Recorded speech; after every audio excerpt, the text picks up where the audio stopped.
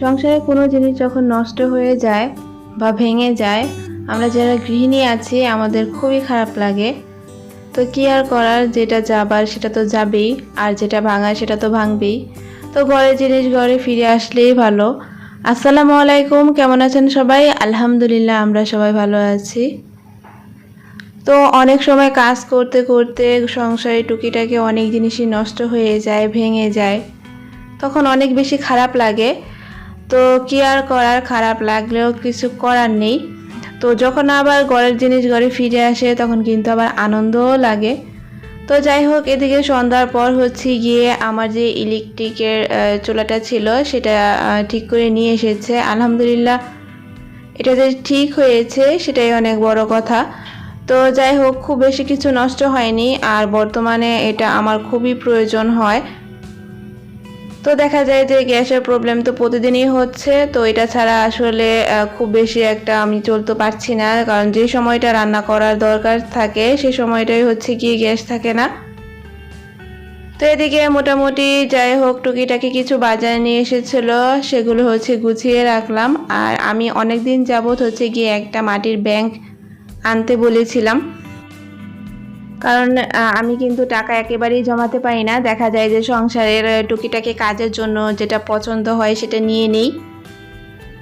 তো এরকম করে দেখা যায় যে কিছু টাকাই আমার কাছে অবশিষ্ট থাকে না। তো আমি হচ্ছে গিয়ে এই টাকাগুলো আমার যে ঈদের শপিং করতে দিয়েছিল, তো সেখান থেকে হচ্ছে আর মোটামুটি হাত খরচের যে টাকাটা দেয় সেটা থেকে হচ্ছে গিয়ে আমি কিছু টাকা জমিয়েছিলাম।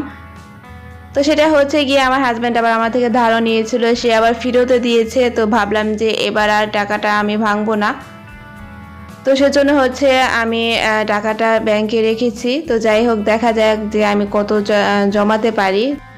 এদিকে ইলেকট্রিক চুলার মধ্যে হচ্ছে গিয়ে আমি মাংস কিছু কষিয়ে রেখেছিলাম, সেখান থেকে হচ্ছে কিছু নিয়ে আমি এই তো কাঠি কাবাব করে দিলাম ছেলেকে। আর ও এভাবে অনেক পছন্দ করে, ইদানিং প্রায় বলে যে আম্মু এভাবে করে দাও করে দাও।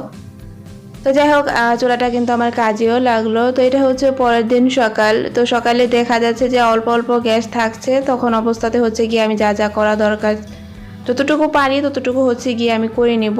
তো চটপট হচ্ছে গিয়ে আমি এখন নাস্তাটা বানিয়ে নেব। আর এদিকে হচ্ছে গিয়ে আকাশটা মেঘলা মেঘলা ছিল আর বাইরে বাতাস ছিল, তো এদিকে আকাশ দেখছি আর দাঁড়িয়ে দাঁড়িয়ে হচ্ছে গিয়ে রুটি ছেঁকছি। যেহেতু অনেক টাইম লাগছে, তো দাঁড়িয়ে দাঁড়িয়ে আকাশ দেখা ছাড়া হচ্ছে গিয়ে আর কোনো কাজ নেই, তো কি আর করার। তো এই তো আমি নাস্তা বানানোর পর হচ্ছে গিয়ে একে একে বাকি কাজগুলো করে নেব। এদিকে ছেলেকে নাস্তাটা আগেই খাইয়ে দিয়েছি, এখন হচ্ছে গিয়ে ছেলের বাবা নাস্তাটা খাচ্ছে।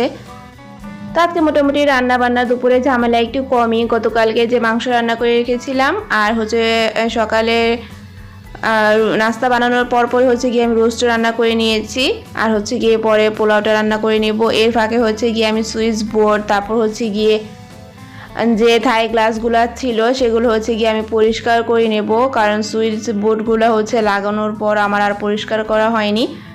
এদিকে স্প্রেটা দিয়ে হচ্ছে আমি আগে স্প্রে করে নিচ্ছি।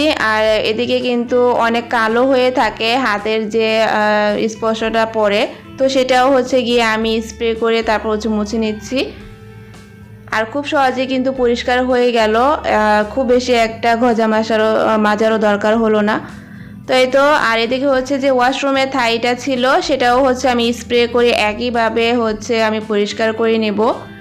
তো আমি কিন্তু দেখা যায় যখন ঘরটা মুছছি, যদি একটু সময় থাকে আমি কিন্তু সাথে সাথে এটা এমনি পরিষ্কার করে নিই। আর এখন হচ্ছে আগে স্প্রেটা দিয়ে তারপর হচ্ছে গিয়ে পরিষ্কার করে নেব।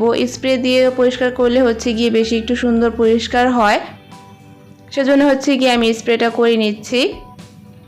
তো এদিকে কিন্তু আমি থাই গ্লাসটা হচ্ছে মুছিয়ে নিয়েছি। আর হচ্ছে গিয়ে এখন যেই চিপাগুলো থাকে যেগুলোর মধ্যে ময়লা আসলে হাত দিয়ে পরিষ্কার করা যায় না, সেখানে হচ্ছে গিয়ে আমি একটু ব্রাশ দিয়ে বা তুলি দিয়ে হচ্ছে গিয়ে পরিষ্কার করে নিব।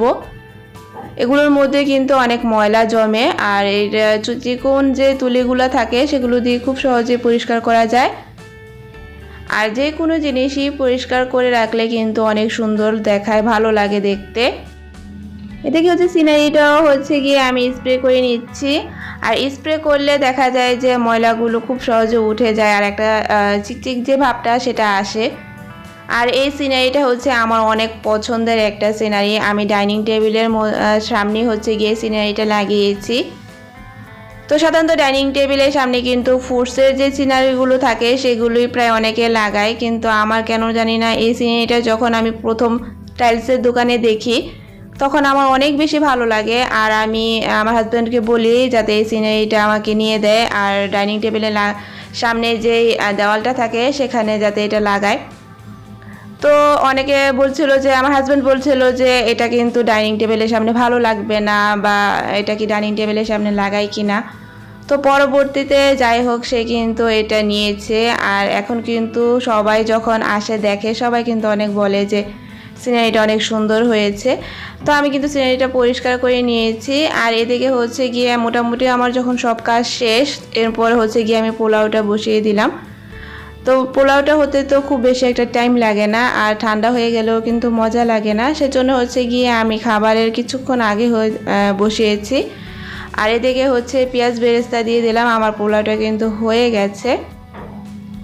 আর আজকে পোলাওর কালার, টেস্ট আর মোটামুটি পানির পরিমাণ সব কিছুই ঠিকই ছিল, আর খেতেও ভালো লেগেছে। তো আমি এখানে অল্প করে রান্না করেছি, খুব বেশি একটা রান্না করিনি। এদিকে হচ্ছে গিয়ে এখন আমি আগে ফার্স্টে ছেলেকে খাবারটা খাওয়াবো। তো আজকে হচ্ছে গিয়ে আমাদের কিছু মজার খাবার ছিল। তো এগুলো হচ্ছে গিয়ে বাচ্চাদের খুবই পছন্দের খাবার। তো এই তো গরুর মাংস, তারপর হচ্ছে গিয়ে রোস্ট, আর হচ্ছে পোলাও আর সালাদ। তো ছেলে বাবা আস্তে আস্তে আমি আগে ছেলেদের খাবারটা দিয়ে দিই। আর এদিকে হচ্ছে গিয়ে এখন আমি খাবারটা নিয়ে নেব। আমি মাছে ভাতে বাঙালি, আমি কিন্তু পোলাও রোস্ট অত বেশি একটা খেতে পারি না। তো দেখা যায় আমি কিন্তু আমার জন্য ভাত রান্না করে নিয়েছি, আর যতটুকু নিয়েছিলাম অতটুকুই আমার জন্য অনেক বেশি হয়ে গিয়েছিল। তো যাই হোক, ছেলে মেয়েদের জন্য আসলে রান্না করতে হয়, আর আমার রান্না করতেও অনেক ভালো লাগে। তো এই তো খেতে খেতে আজকে বিদায়। আজকে পর্যন্তই। সবাই ভালো থাকবেন, সুস্থ থাকবেন। আল্লাহ হাফেজ। আসসালামু আলাইকুম।